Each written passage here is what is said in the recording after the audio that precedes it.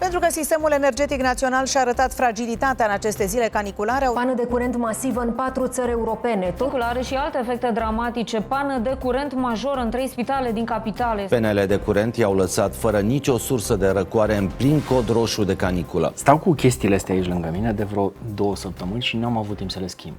Hai să le schimbăm împreună, să-ți arăt cum se schimbă bateriile la 1 PS și ce face 1 PS de fapt, cu ce te ajută pe tine în viața reală. Ăsta este doar unul dintre cele 4 PS-uri pe care le am în casă, pentru că stau la apartament și e mai simplu așa, decât o variantă cu baterie care să-mi alimenteze toată casa. Astea sunt 2 baterii pe care le-am cumpărat pentru UPS-ul ăsta de la APC. Este un monstru de 1400 de volți amperi, undeva pe la vreo 800-900 de W, putere reală, care ar trebui să-mi susțină computerul, monitoarele și chiar și lumina asta cu care filmez acum și camera. În cazul în care se ia curentul, chestia asta o să comute automat și o să-mi protejeze calculatorul, monitoarele și toate elementele sensibile de aici de pe biroul de la curtcircuite și de la probleme pe care o să le am în viitor. Pentru că asta se întâmplă de obicei când se ia curentul. Situația e în felul următor. În rarele ocazii în care scade voltajul pe rețea foarte mult, nu sunt probleme pentru că ți se sting dispozitivele și e ok. Dar de cele mai multe ori există spike-uri de tensiune, este vârfuri de tensiune care îți afectează cam tot ce funcționează cu curent. Și în perioada asta, dacă ai observat, sunt destul de multe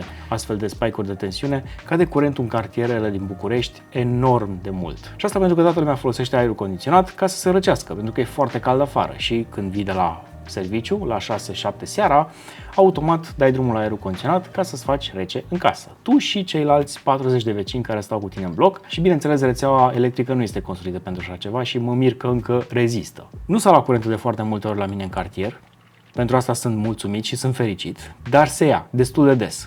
Motiv pentru care la ultima pană de curent am avut probleme cu UPS-ul ăsta și mi-a spus că bateriile s-au cam terminat. Așadar, am intrat pe internet, la linkul pe care l-am folosit acum 3 ani de zile și am cumpărat aceleași baterii. Astea sunt niște TED Energy Doctor Battery Experts, sunt niște AGM 1296, 12 V, 9,6 Ah. Sunt, bineînțeles, regulate cu valvă și sunt baterii de UPS. UPS-ul ăsta are nevoie de două astfel de baterii, dar dacă îți cumperi un UPS din la mic, s-ar putea să fie una singură. Dimensiunea e cam aceeași, dar există diferențe destul de mari.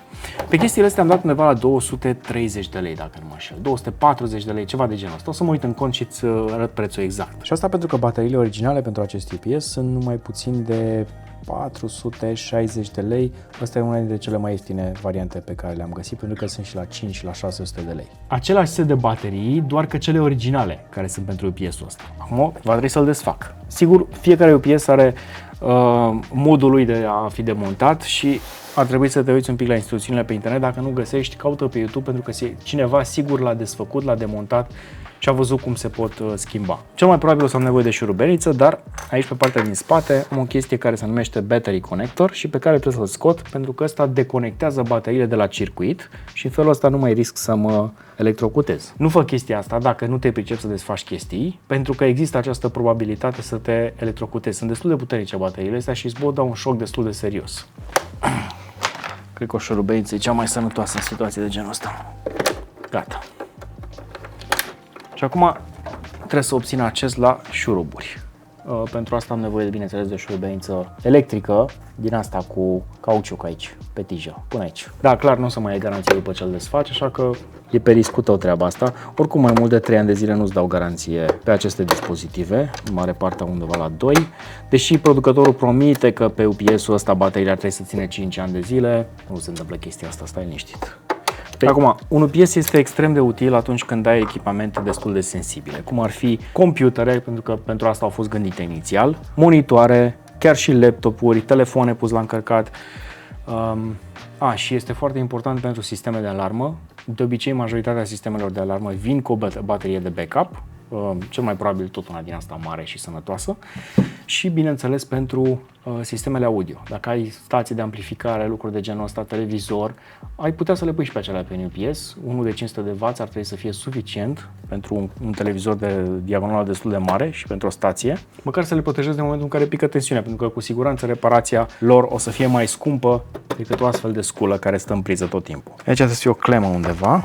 Și că e chestia că nu-l desfaci în fiecare zi, cam uiți cum se demontează. Mai am oare un șurub pe partea asta?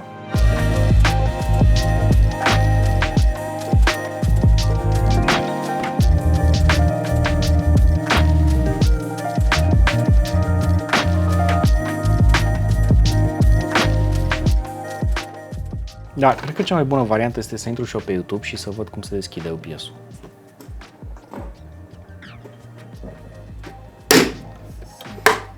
Da, astea au niște cleme foarte sănătoase, care au supraviețuit toate. Da, și mai am încă 3 șuruburi aici. Pe de-aia nu se deschidea, mă. Se pare normal. Și spuse invers astea.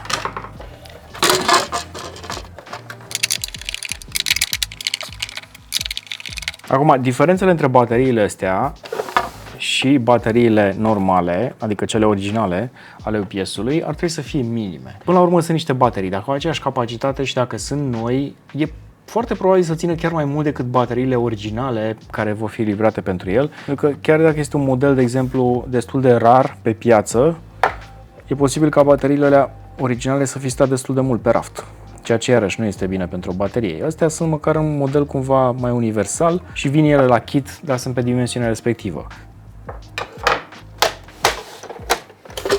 Ceva îmi spune că bateriile sunt prinse de masca din partea de jos. Și este atât de greu să-l deschid așa. Este total anti-service. Deși bateriile stau invers în el, asta este ciudat. Deconectez firul roșu și deconectez firul negru.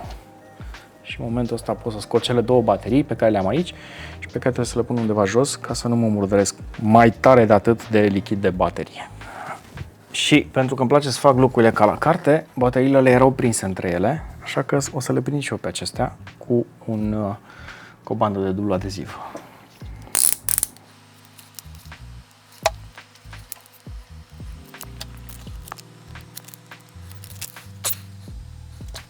Gata, și am un set de baterii complet pe care trebuie să-l bag în UPS și să-l închid la loc și să-l pun la treabă. Singurul lucru la care trebuie să fii atent la bateriile astea este să le conectezi, bineînțeles, la fel. Am uitat cablul de pe celelalte. Asta este un cablu de înseriere care să leagă cele două baterii una de cealaltă ca să-mi ofere un voltaj de 24 de volți. O să le urc acum în locașul lor aici. Unele dintre ele nu sunt gândite să fie desfăcute, de aceea zic trebuie să ai foarte mare atenție și dacă găsești un tutorial din ăsta pe internet, pe YouTube, este iarăși foarte important să te uiți atent la el. Îți dai seama că producătorul nu-și dorește să schimbi bateriile la el, ci mai degrabă să-ți cumperi unul nou după 3 ani de zile. Dar ăsta este un consumabil, să zicem, un pic mai simplu. Teoretic, n-ar trebui să schimbi tot aparatul, ci doar partea de baterii. Gata, am închis. Victorie! O să-i pun șuruburile, că n-am altă variantă, că altfel nu pot să-l folosesc cum trebuie și îl testez. Acum, chestia pe care trebuie să o mai fac în continuare este să-l leg la computer și să intru în softul lui, pentru că APC are un soft, de unde să-i resetez, să-i spun că i-a pus baterie nouă, pentru că altfel el o să știe capacitatea bateriei vechi, care era prea mică ca să mai funcționeze corect și în felul ăsta o să știe că e baterie nouă și știe că trebuie să-i facă câteva cicluri de încărcare complete înainte să-l pună eventual în funcționare. Bateriile trebuie să fie încărcate măcar la 50% ca să fie ok, o să verificăm asta atunci când legăm la computer. Acum asta e o variantă simplă în care poți să-ți protejezi toate electronicele din casă și îți recomand chestia asta mai ales dacă stai la oraș, pentru că știi clar că se va lua curentul probabil o dată pe săptămână, probabil mai des sau mai rar de atâta, dar nu vrei ca momentul în care se ia curentul să fie cel în care tu ai un dispozitiv destul de scump, pe care dea mulți bani, băgat în priză și care se va arde, se va strica. Pentru că e extrem de greu să demonstrezi și să faci pe cineva responsabil că dispozitivul tău s-a stricat din cauza unei pene de tensiune și de cele mai multe ori în garanție nu ți-l acceptă. E valabil și mai ales pentru centralele de apartament, unde ar trebui să ai un fel de protecție, vorbește cu cel care a instalat-o dacă nu ți-a pus deja așa ceva. E tot un fel de regulator de tensiune. În cazul în care îți crește tensiunea foarte mult, să oprească curentul către centrală ca să nu se ardă, să nu se strice. Orice variantă pe care o cumperi este bună, dar uită-te la puterea pe care o oferă, pentru că majoritatea spun pe ea puterea în volți amperi, care este sensibil mai mare decât puterea în wați pe care ți-o dau, de exemplu, un computer. Dacă ai o sursă de 700 de W la PC și știi că ai o placă grafică de generație nouă destul de scumpă, atunci e foarte important să alegi unul care să-ți poată menține computerul respectiv măcar câteva minute ca să poți să-l stingi. Sunt variante de UPS-uri de genul ăsta care se conectează la PC și comunică cu el și în momentul în care a detectat un crash sau o cădere de tensiune, îți opresc ele computerul în mod automat. Acum o să-l închid, îl verificăm și cam asta este sfatul pe ziua de astăzi.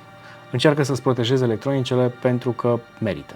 Eu am două aici sub birou, din astea mari, pentru computer și pentru proiector, pentru că am și un proiector sus care consumă vreo 300 și ceva de W atunci când e pornit, deci automat depășește puterea unui astfel de UPS care are undeva la 800 dacă este și cu calculatorul pornit. Am unul pentru partea de stație, de internet. Internetul iarăși este pe UPS, ăla poate să țină vreo 14 ore conectat la UPS pentru că vine prin fibră optică, unde nu e nevoie de curent și automat o să am internet chiar dacă nu am curent în casă, ceea ce e chestie bună.